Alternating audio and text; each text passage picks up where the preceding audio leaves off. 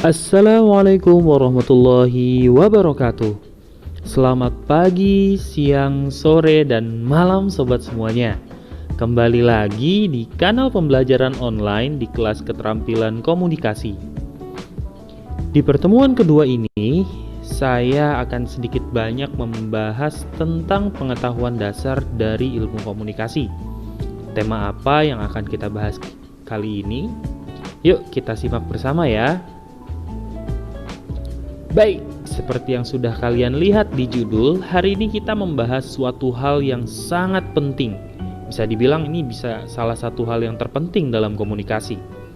Istilahnya tuh ini adalah ruh dari komunikasi.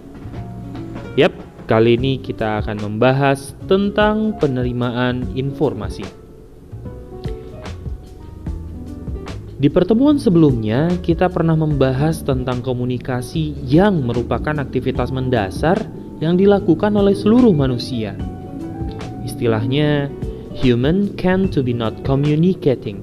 Manusia itu tidak bisa tidak berkomunikasi. Dan oleh sebab itu pula, di banyak permasalahan yang terjadi di dunia ini, seringkali akar permasalahannya terletak pada soal komunikasi. Baik itu permasalahan yang sederhana seperti pertikaian adik dengan kakaknya, sampai pada permasalahan kompleks seperti pertikaian antar negara. Nah, perlu juga kita ketahui kenapa sering terjadi permasalahan dalam proses komunikasi.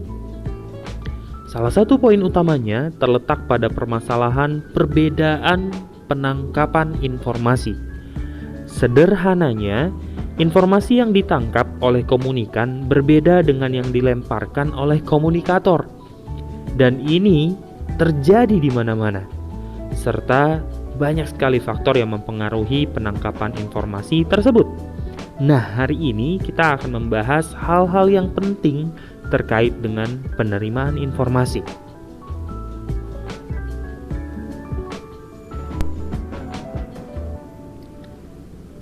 Sebelum kita lanjut, kita bahas dulu sedikit dari pertemuan sebelumnya ya.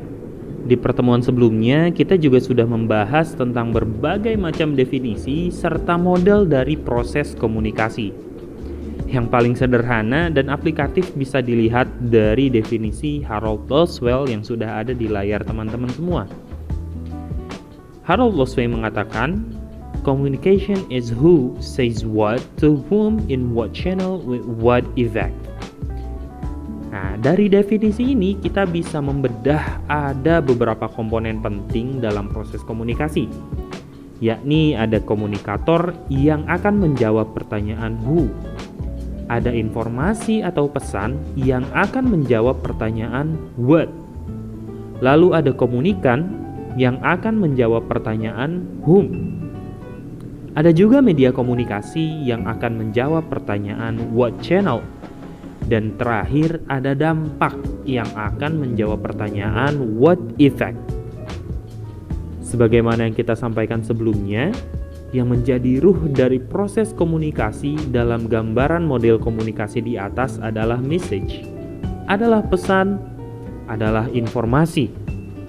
So, informasi tersebut dilemparkan oleh seseorang, ditangkap oleh orang lain melalui sebuah jalur media komunikasi dan bertujuan untuk memberikan sebuah efek pada objek yang dituju.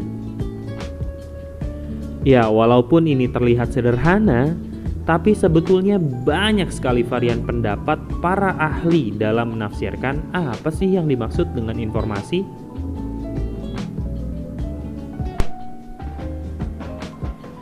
Dalam proses komunikasi, informasi memiliki peran yang sangat penting. Informasi menunjukkan fakta atau data yang dapat diperoleh selama proses komunikasi berlangsung.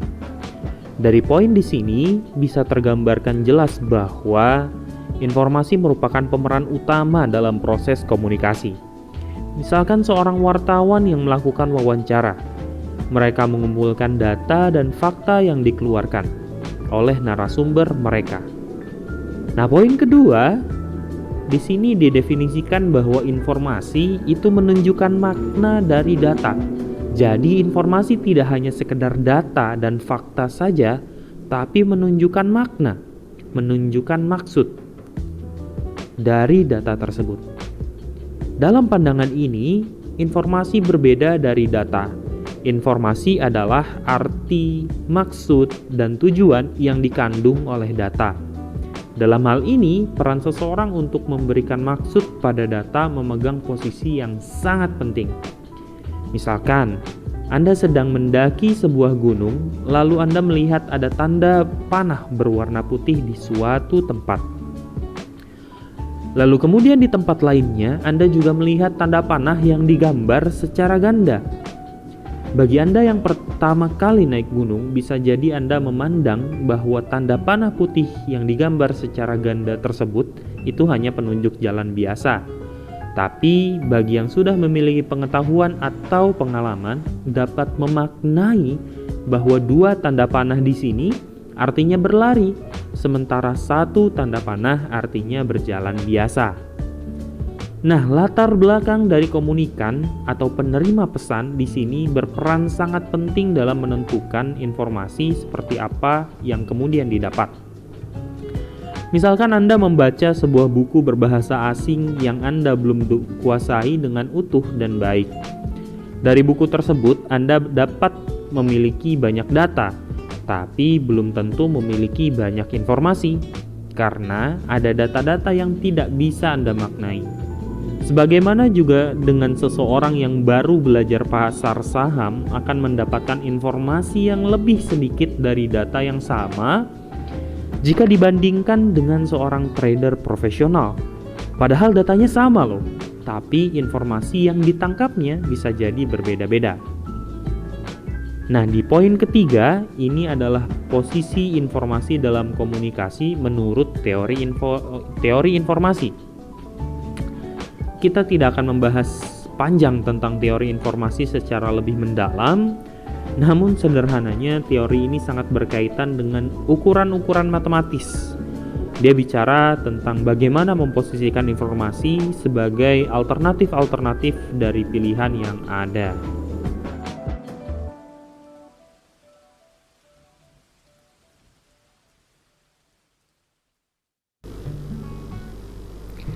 Nah, di layar teman-teman semua bisa dilihat ada gambaran proses dari penerimaan informasi. Jadi dengan definisi dari informasi yang kompleks sebagaimana yang dijelaskan sebelumnya, kita juga dapat melihat beberapa hal yang sangat berpengaruh dalam proses penerimaan informasi. Sebagaimana yang kita lihat pada bagian ini, ada 3 proses yang penting dalam penerimaan informasi, yakni seleksi, interpretasi, serta retensi memori.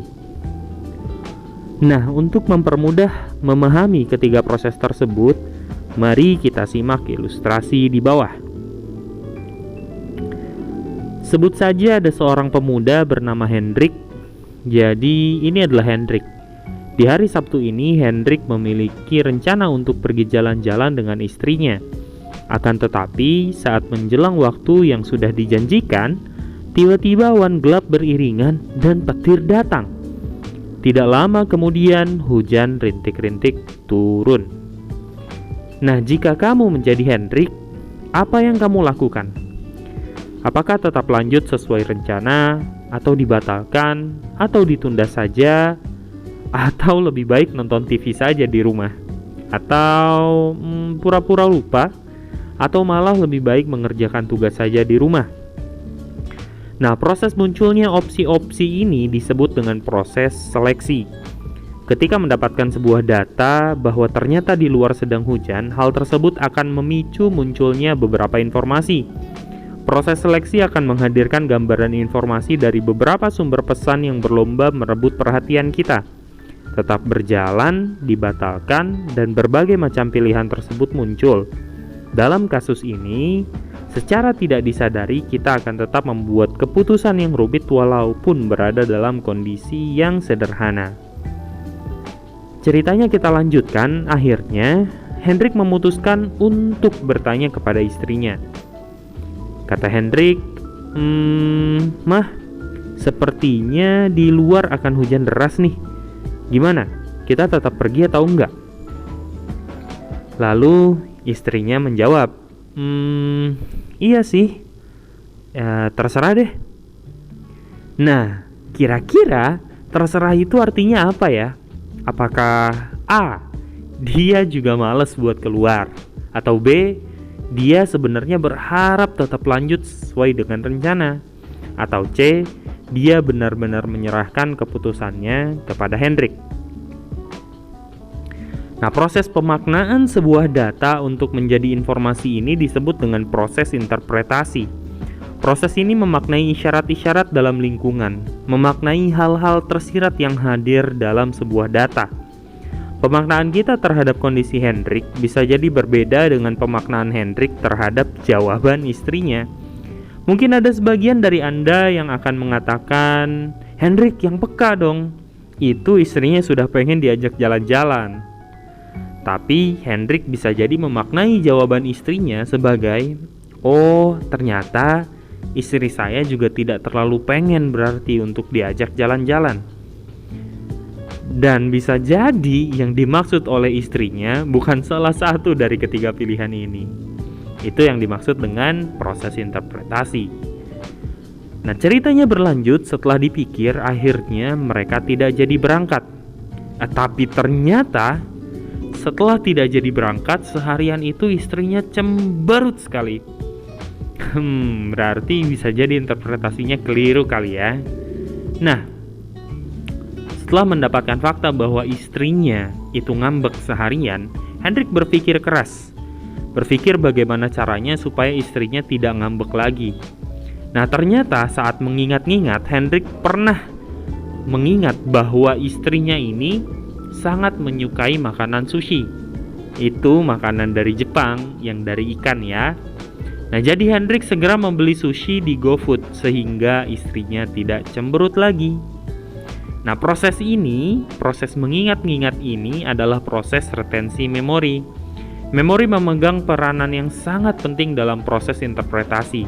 Kita dapat menyimpan informasi dan kita dapat dengan aktif menggunakannya secara sekaligus dalam jumlah yang besar.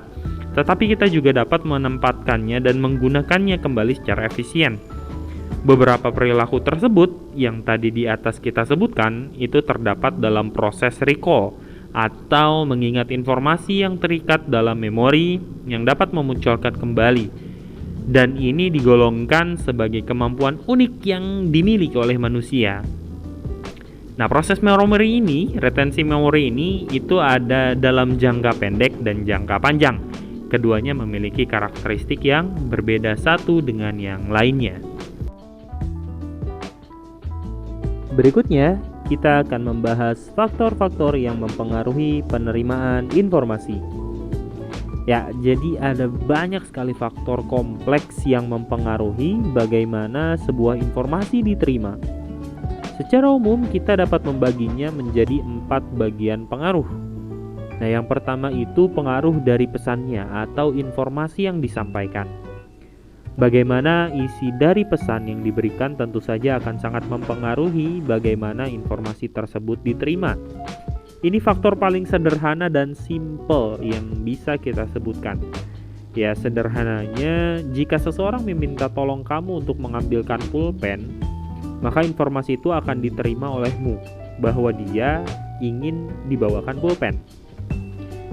Nah, faktor kedua yang mempengaruhi penerimaan informasi adalah faktor pengaruh dari sumbernya. Nah, di bagian ini sudah mulai sedikit kompleks nih. Seleksi, interpretasi, dan retensi memori di faktor ini sudah mulai berpengaruh besar.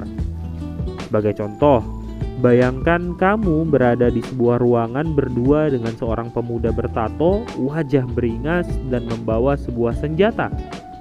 Ketika dia meminta kamu untuk duduk, bisa jadi kamu akan segera duduk. Karena faktor sumber informasi tersebut akan membawa kamu menangkap informasi bahwa misalnya ini adalah keadaan yang darurat, genting, dan kamu tidak boleh berbuat macam-macam.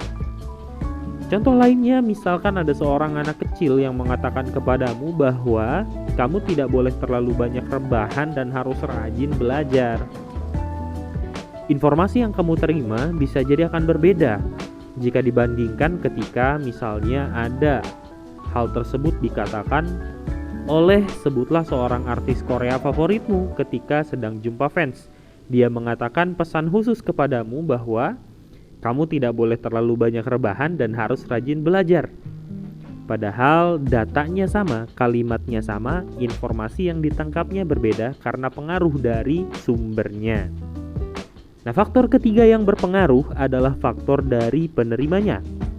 Sebagai contoh, kalimat "aku sayang kamu, ayah" akan ditangkap berbeda antara orang yang memiliki pengalaman hidup yang berbeda-beda. Misalnya ada seorang yang baru kehilangan ayahnya yang sangat dicintainya yang baru saja meninggal. Kalimat tersebut akan bermakna berbeda jika dibandingkan dengan orang lain yang misalnya adalah seorang anak broken home dari keluarga yang bercerai karena permasalahan dari ayahnya. Bisa jadi berbeda juga maknanya ditangkap oleh orang yang biasa-biasa saja tuh hubungannya sama ayahnya, ngobrol pun jarang. Nah, kalimatnya sama, informasi yang ditangkapnya bisa jadi akan berbeda-beda tergantung dari siapa dan seperti apa latar belakang dari penerima kalimatnya. Nah, faktor terakhir yang tidak kalah berpengaruh adalah faktor teknologi dan lingkungannya. Nah, ini juga penting banget karena kita berada di zaman yang sangat kompleks di mana berbagai macam informasi bisa dilemparkan di mana saja oleh siapa saja. Maka tentu kita juga harus sangat berhati-hati dalam mengelola informasi yang kita dapatkan dari berbagai macam sumber.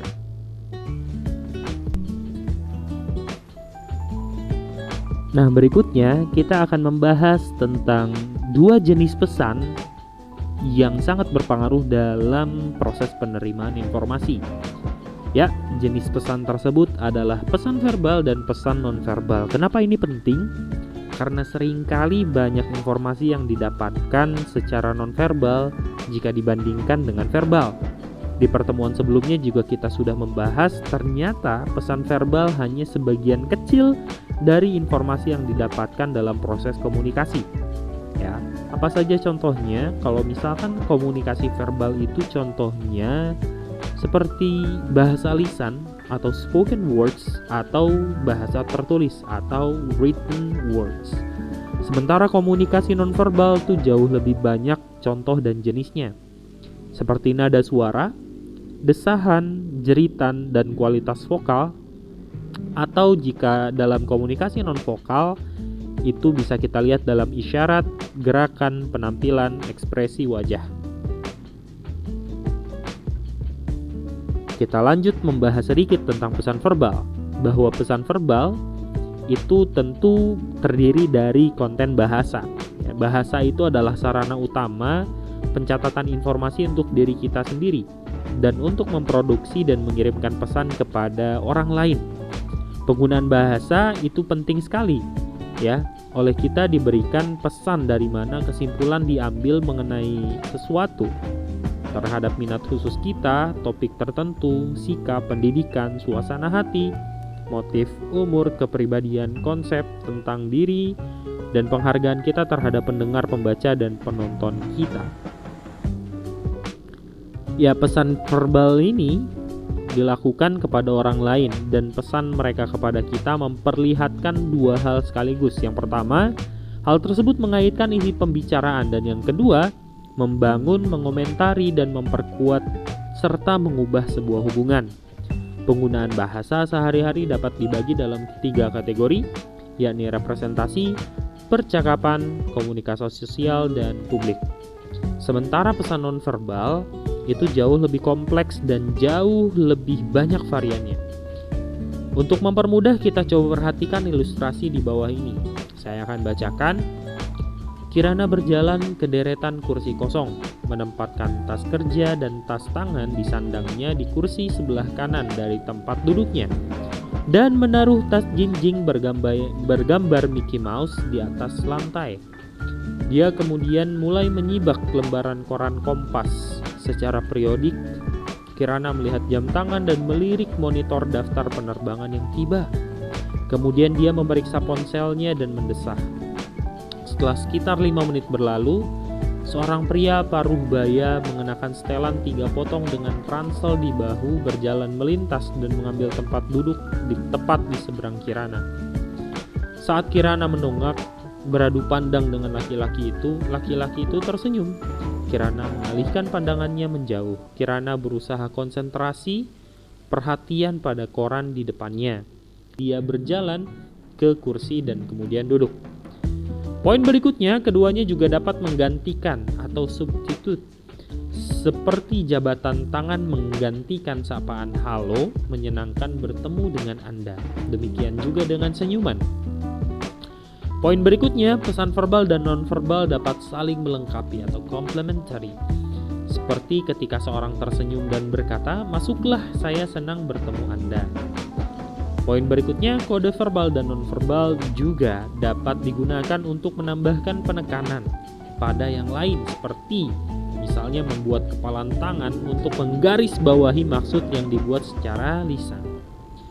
Poin berikutnya, kode verbal dan non-verbal dapat menjadi sumber kontradiksi seperti yang terjadi ketika kita mengira betapa orang lain tertarik untuk mendengarkan percakapan kita, padahal si pendengar menatap lawan jenis yang ada di sebelah ruangan.